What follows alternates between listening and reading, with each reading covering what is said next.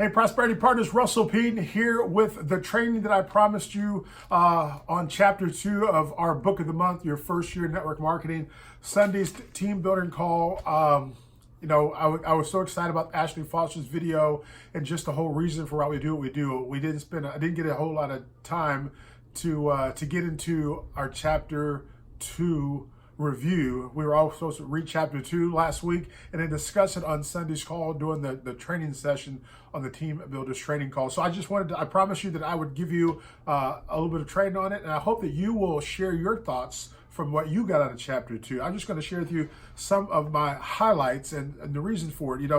Chapter number 1 was avoiding the rejection rocket, which is the number one thing that knocks people out of the business. They don't know how to deal with rejection, especially for people that they know and care about, their friends and family. Chapter 2 is avoiding the management trap, and that's talking about, the subtitle is reinforced self-sufficiency rather than dependency. And I'm just going to read you a couple of things. I shared these on Sunday, but I'm going to go into a little deeper detail. It said, let us point out quickly that there's a significant difference between managing your organization and supporting your organization. Playing caretaker to your team causes new networkers to spend a disproportionate amount of time on a particular leg or team to the exclusion of everyone else in their team. This creates false codependency, doing for others what they could do for themselves. They go on to say that, look, there's two serious problems that you create when you get into the management trap.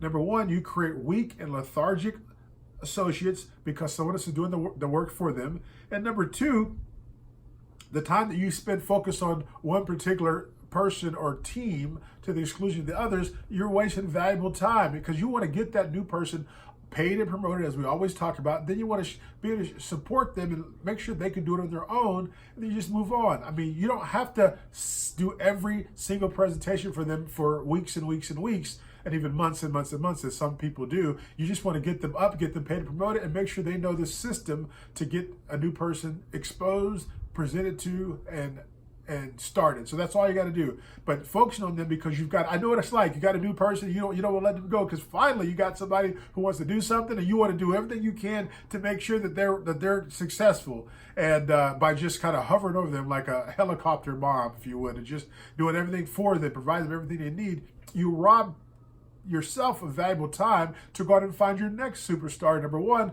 And also, number two, sometimes, as you read the chapter, we rob the leadership ability of that person because the people that you end up recruiting for them keep looking to you as a leader instead of their sponsor, which is the one that they should be looking to, because that's the whole part of what duplication is all about. So anyway, that was one of my favorite points there. Another point in the book, in the chapter, if you read it, was this idea of recruiting a few people to drive the lines deep. That's a little bit of a discussion point, because in our business, you'll hear people talk about you want to just recruit 3 people and then you'll want to start building down under them. And I've never actually ever agreed with that, mainly because I wasn't taught that when I was by my leaders. And number two, because it backs it up by years of experts talking about, especially in Chapter 2 here. Mark and Rini say in this book, the 3 magic words you want to instill is go wide fast. Recruit as many personally sponsored frontline associates as each month as you can until you're making $10,000 a month. Let me repeat that. Recruit as many people personally frontline to you, personally sponsored to you, each month until you're making at least $10,000 a month consistently. Now you go, wait, Mr. Peden, well, how do you work with that many people? Here's the reality, guys. You can't recruit so many people that you can't work with them. It's impossible. I guarantee you, if you recruit 10 people a month, you don't have to worry about working with 10 people a month, because you're not 10 people a month aren't all going to be working. As we know, not everyone that you get started is going to take off. Not everyone that you get started is going to even allow you to get them started sometimes. So you don't have to worry about how am I going to work with a lot of people if I recruit a lot of people, because you won't have to worry about that. The people, you only end up having to work with a few, because only a few are going to be ready to go. And business building philosophy number, what is that? Number 1, it's a numbers game. Number 2 is recruit till they got to recruit. Number 3 is links and leaders. I'm sorry, number 3 is recruited bunches, right? And so that's the point I was trying to make. Our business building philosophy that we talk about, recruiting bunches. You want to recruit, a bunch of people, 5, 6, 7, maybe even 10 people if you want to, but recruit a bunch of people, 3 or more within a short amount of time, like within a few weeks or maybe even a month. and then work with the ones that want to work. Run with the runners and walk with the walkers. You can't do anything about the ones that aren't doing anything. So you just have to work with the ones that are ready to go, and then constantly be doing that each and every month until you're making $10,000 a month or more. And which sounds kind of crazy because like, man, I was making $10,000 a month, Miss Pete, I wouldn't be doing anything. Well, you want to. That's the whole point. Continue to personally sponsor as many people as you can each month until you're making $10,000 a month. And there's a lot of other good points in here, guys. Babysitting your downliners, that's another good section. Like the Messiah complex, that was something that a lot of people get caught up in, wanting to kind of be the savior of their team or the savior of their family and all that good stuff. So I hope that you enjoyed chapter 2. To me, it's vital because if you can get past the rejection rocket, right, and you don't have no problem with rejection, you understand that some people are going to say yes, some people are going to say no.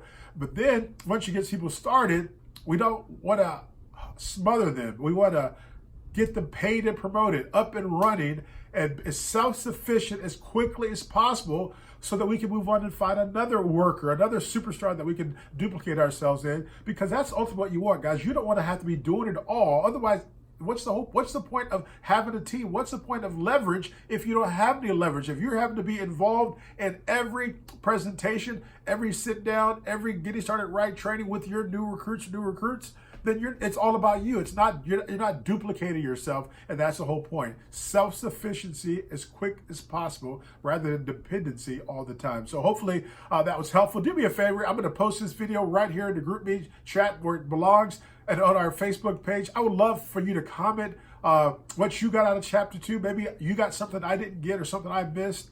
But make your comments, and let's get the conversation going about chapter 2 and some other points that you picked up out of it, or any questions that you may have that I can answer for you. And then let's look forward to moving on to chapter 3.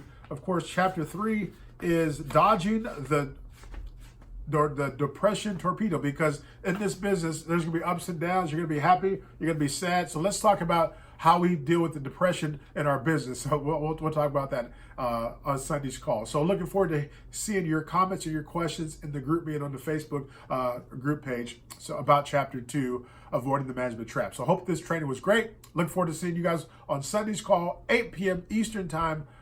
Same number, same bat time, same bat channel. Bye-bye, guys.